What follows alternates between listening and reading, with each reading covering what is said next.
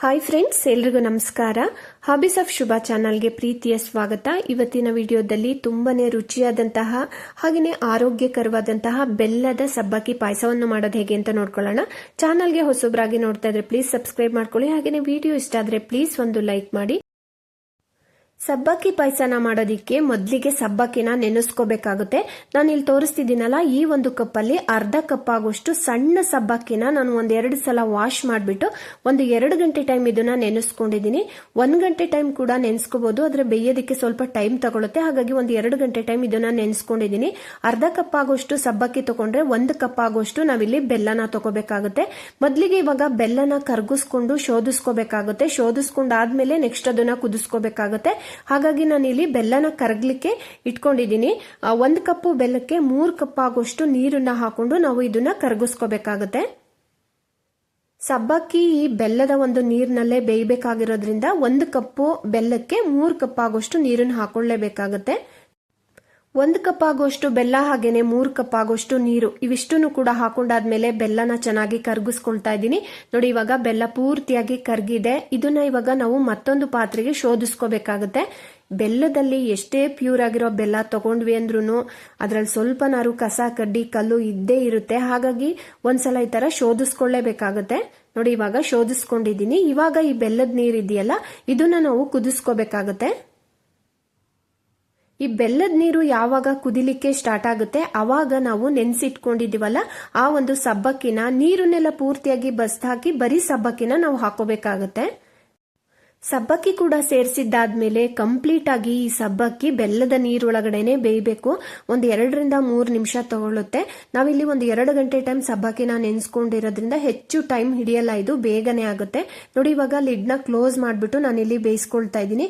ಹಾಗೇನೆ ಓಪನ್ ಆಗು ಕೂಡ ಬೇಯಿಸ್ಕೋಬಹುದು, ಆದ್ರೆ ಲಿಡ್ ನ ಕ್ಲೋಸ್ ಮಾಡೋದ್ರಿಂದ ಸ್ವಲ್ಪ ಬೇಗ ಬೇಯುತ್ತೆ ಸಬ್ಬಕ್ಕಿ. ನೋಡಿ, ಇವಾಗ ಒಂದು 3/4% ಆಗುವಷ್ಟು ಬೆಂದಿದೆ. ಮತ್ತೆ ಲಿಡ್ ನ ಕ್ಲೋಸ್ ಮಾಡ್ಬಿಟ್ಟು ನಾನಿಲ್ಲಿ ಬೇಯಿಸ್ಕೊಳ್ತಾ ಇದ್ದೀನಿ. ನೋಡಿ, ಇವಾಗ ಬೆಲ್ಲದ ನೀರಿನಲ್ಲಿ ಸಬ್ಬಕ್ಕಿ ತುಂಬಾ ಬೇಗನೆ ಬೇಯುತ್ತೆ. ನೋಡ್ತಿದ್ದೀರಲ್ಲ ಎಷ್ಟು ಚೆನ್ನಾಗಿ ಬೆಂದಿದೆ ಅಂತ. ಪೂರ್ತಿ ತರ ಕಂಪ್ಲೀಟ್ ಆಗಿ ಸಬ್ಬಕ್ಕಿ ಎಲ್ಲ ಬೆಂದ ಮೇಲೆ ನಾವು ಇದಕ್ಕೆ ಬಾದಾಮ್ ಪುಡಿನ ಸೇರಿಸ್ಕೋಬೇಕಾಗುತ್ತೆ. ಬಾದಾಮ್ ಪುಡಿ ಹಾಕೋದು ಆಪ್ಷನಲ್ಲು, ಬೇಕನ್ಸಿದ್ರೆ ಹಾಕೋಬಹುದು ಅಥವಾ ಹಾಕಿದ್ರೆ ತುಂಬಾ ಚೆನ್ನಾಗಿರುತ್ತೆ.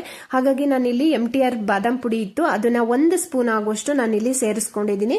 ಸೇರಿಸ್ಕೊಂಡಾದ್ಮೇಲೆ ಒಂದ್ಸಲ ಮಿಕ್ಸ್ ಮಾಡ್ಕೊಳ್ಳೋಣ. ಕಂಪ್ಲೀಟ್ ಆಗಿ ಸಬ್ಬಕ್ಕಿ ಎಲ್ಲ ಬೆಲ್ಲದ ನೀರಿನಲ್ಲಿ ಬೆಂದ ಮೇಲೆನೆ ನಾವು ಅದಕ್ಕೆ ಹಾಲನ್ನು ಹಾಕೋಬೇಕಾಗುತ್ತೆ.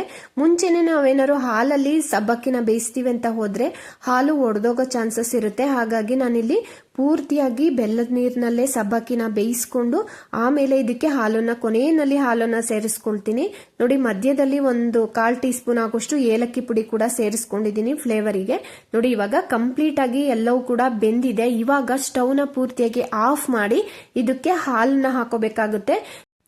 ಯಾವ ಕಪ್ಪಲ್ಲಿ ಬೆಲ್ಲನ ತಗೊಂಡಿದ್ದೆ ಅದೇ ಕಪ್ಪಲ್ಲಿ 1.5 ಕಪ್ ಆಗುವಷ್ಟು ಗಟ್ಟಿ ಹಾಲು. ಇದು ತಣ್ಣಗಿರೋ ಹಾಲಲ್ಲ, ಇದು ಕುದಿಸಿರುವಂತಹ ಗಟ್ಟಿ ಹಾಲು.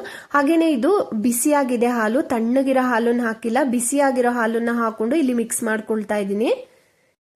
ಫೈನಲಿ ಈ ಒಂದು ಪಾಯಸಕ್ಕೆ ದ್ರಾಕ್ಷಿ ಗೋಡಂಬಿನ ಹುರಿದ ಹಾಕಿದ್ರಂತೂ ತುಂಬಾನೇ ರುಚಿಯಾಗಿರುತ್ತೆ. ಹಾಗಾಗಿ ಒಂದು ಪ್ಯಾನ್ಗೆ ನಾನಿಲ್ಲಿ 1.5 ಟೀ ಸ್ಪೂನ್ ಆಗುವಷ್ಟು ತುಪ್ಪನ ಬಿಸಿ ಮಾಡಿಕೊಂಡು ಅದಕ್ಕೆ ಸ್ವಲ್ಪ ಗೋಡಂಬಿನ ಹಾಕೊಳ್ತಾ ಇದ್ದೀನಿ. ಗೋಡಂಬಿ ಸ್ವಲ್ಪ ಒಂದು ಅರ್ಧದಷ್ಟು ಫ್ರೈ ಆದ್ಮೇಲೆ ಅದಕ್ಕೆ ನಾನು ದ್ರಾಕ್ಷಿನ ಹಾಕೊಂಡು ಫ್ರೈ ಮಾಡ್ಕೊಳ್ತೀನಿ. ದ್ರಾಕ್ಷಿ ಮತ್ತೆ ಗೋಡಂಬಿ ಎರಡೂನು ಒಟ್ಟಿಗೆ ಹಾಕಿದ್ರೆ ದ್ರಾಕ್ಷಿ ಬೇಗ ಫ್ರೈ ಆಗುತ್ತೆ, ಗೋಡಂಬಿ ಫ್ರೈ ಆಗಲ್ಲ. ಹಾಗಾಗಿ ಒಂದು ಅರ್ಧದಷ್ಟು ಫ್ರೈ ಆದ್ಮೇಲೆ ಗೋಡಂಬಿ, ನೆಕ್ಸ್ಟ್ ನಾವು ಇದಕ್ಕೆ ದ್ರಾಕ್ಷಿನ ಹಾಕೋಬೇಕಾಗತ್ತೆ. ಗೋಡಂಬಿ ಇವಾಗ ಒಂದು ಅರ್ಧದಷ್ಟು ಫ್ರೈ ಆಗಿದೆ. ಇವಾಗ ಇದಕ್ಕೆ ನಾನಿಲ್ಲಿ ದ್ರಾಕ್ಷಿನ ಸೇರಿಸ್ಕೊಂಡು ಫ್ರೈ ಮಾಡ್ಕೊಳ್ತಾ ಇದ್ದೀನಿ. ನೋಡಿ, ಇವಾಗ ದ್ರಾಕ್ಷಿ ಕೂಡ ಫ್ರೈ ಆಗಿದೆ. ಇದನ್ನ ಇವಾಗ ಪಾಯಸಕ್ಕೆ ಸೇರಿಸೋದು ಅಷ್ಟೇನೆ.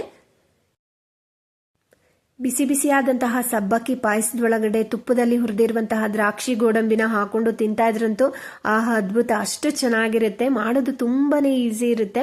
ಸಬ್ಬಕ್ಕಿನ ನೆನೆಸೋದು ಸ್ವಲ್ಪ ಟೈಮ್ ತಗೊಳುತ್ತೆ, ಬಟ್ ಮಾಡೋದಂತೂ ಒಂದು 10 ರಿಂದ 15 ನಿಮಿಷದೊಳಗಡೆ ಈ ಪಾಯಸನ ಮಾಡ್ಕೋಬಹುದು. ರುಚಿಯಂತೂ ತುಂಬಾನೇ ಅದ್ಭುತವಾಗಿರುತ್ತೆ.